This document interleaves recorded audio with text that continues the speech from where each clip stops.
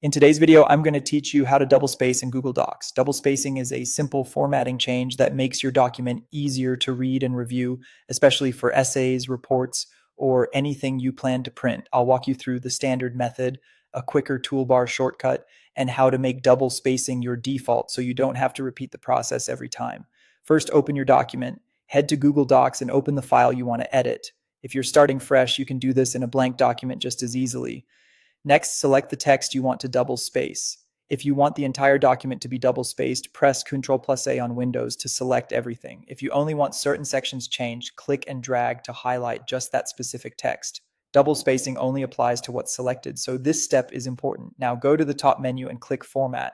This menu is where most of your document's layout and spacing tools live, so it's a good place to get familiar with. From there, hover over or click line and paragraph spacing. A small menu will appear with several spacing options. Choose double. The moment you click double, your selected text will expand to 2-line spacing, giving your document that open readable look. If you don't see a change, double check that your text is still selected. There's also a faster way using the toolbar. Look for the line spacing icon. It looks like a few horizontal lines with small arrows pointing up and down. Click that icon, then select 2.0, which stands for double. This does the exact same thing, just with fewer clicks. If you want double spacing to be your default style going forward, you can set it once and save time later. First, apply double spacing to some text in your document.